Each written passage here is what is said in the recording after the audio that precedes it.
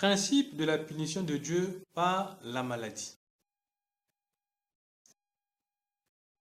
Ce principe de la punition de Dieu par la maladie est écrit dans le livre de Deutéronome au chapitre 28 et au verset 22. Voilà ce qui est écrit. L'Éternel te frappera de consomption, de fièvre, d'inflammation, de chaleur brûlante, de dessèchement, de jaunisse et de gangrène, qui te poursuivront jusqu'à ce que tu périsses. Alors, ça montre clairement que la maladie que Dieu envoie a pour but d'amener au périssement, au dépérissement, d'amener à la mort ici. Lorsque rien n'est fait, le but final, c'est la disparition de la personne même qui est frappée par la maladie. La maladie fait partie des 4 châtiments terribles de Dieu, selon Ézéchiel chapitre 14, verset 21, qui dit ceci. Oui, ainsi parle le Seigneur l'Éternel, quiconque, quoi que j'envoie contre Jérusalem mes 4 châtiments terribles, l'épée, la famine, les bêtes féroces et la peste, pour exterminer les hommes et les bêtes. Pour exterminer les hommes et les bêtes. La maladie est d'abord un signe du péché. Que la maladie résulte du péché. Deutéronome chapitre 28 verset 61. Mais il y a aussi un passage symbolique dans la Bible de Jérusalem. Et vous avez Siracide ou encore Ecclésiastique.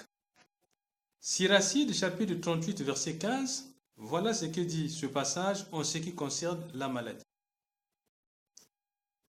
Celui qui pêche devant son Créateur, qu'il tombe entre les mains du médecin. Celui qui pêche contre son Créateur, qu'il tombe entre les mains du médecin. La maladie est aussi un moyen pour que Dieu soit glorifié, puisque ce genre de maladie qui amène à la glorification de Dieu ne trouvent point de remède à l'hôpital, ne sont nullement guéris à l'hôpital, alors ces maladies ne sont réservées qu'à la seule gloire de Dieu, à Dieu seul qui les guérit et qui est glorifié. Jean chapitre 11 verset 4, voilà ce qui est écrit. Après avoir entendu cela, Jésus dit, cette maladie n'est point à la mort, mais elle est pour la gloire de Dieu, afin que le Fils de Dieu soit glorifié par elle. Dans le livre de Jean, Jean chapitre 9, versets 1 à 3, le Seigneur Jésus-Christ dit ceci. Jésus vit, voilà ce qui est écrit, Jésus vit en passant un homme aveugle de naissance. Ses disciples lui firent cette question, Rabbi, qui a péché, cet homme ou ses parents, pour qu'il soit né aveugle? Jésus répondit, ce n'est pas que lui ou ses parents ont péché,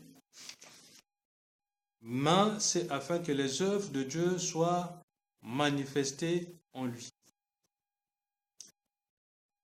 Alors, Dieu brise et humilie aussi par la maladie. Le principe de la punition de Dieu par la maladie.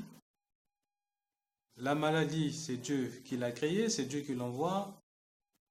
Et la maladie peut être guérie à l'hôpital. Si elle est incurable à l'hôpital, elle est donc réservée à Dieu seul, c'est pour la gloire de Dieu. Quand l'homme a péché contre son Créateur, selon ce qui est écrit dans Siracide, 38, verset 15, alors la Bible dit qu'il tombe entre les mains des médecins. Donc celui-là trouvera guérison à l'hôpital entre les mains des médecins.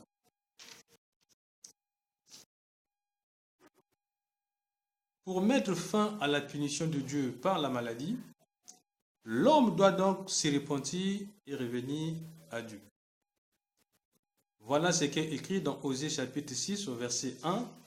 Osée 6 verset 1. Venez, retournons à l'Éternel, car il a déchiré, mais il nous guérira. Il a frappé, mais il bondera nos plaies. Que Dieu seul, qui guérit toute maladie pour sa gloire, et qui a fait connaître ce principe de la punition par la maladie, afin d'avertir l'homme que la maladie vient de Dieu, et Dieu permet que l'homme tombe malade quand l'homme a désobéi à son Créateur, ou que tout simplement pour servir à la gloire de Dieu. Que le Seigneur qui a donné sa parole de vie, sa parole qui sauve, sa parole de foi et sa parole de vérité soit béni.